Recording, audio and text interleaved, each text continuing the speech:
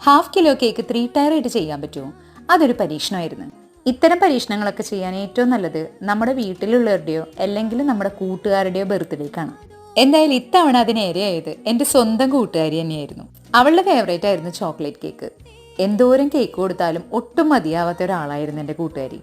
അവളുടെ ബർത്ത്ഡേക്ക് സർപ്രൈസ് ആയിട്ട് ഒരു ചോക്ലേറ്റ് കേക്ക് 3 ടയറിൽ ചെയ്ത് കൊടുക്കാമെന്ന് തന്നെ കരുതി. 4 ഇഞ്ചിൻ്റെ ടിന്നിലാണ് ഞാൻ എൻ്റെ കേക്ക് ചെയ്തത്.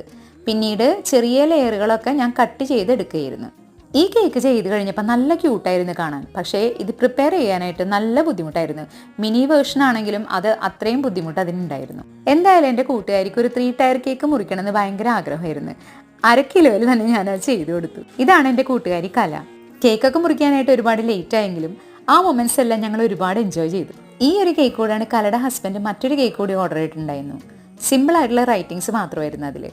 എല്ലാവർക്കും ഇഷ്ടപ്പെട്ടെങ്കിൽ കമൻറ്റ് ചെയ്യണേ.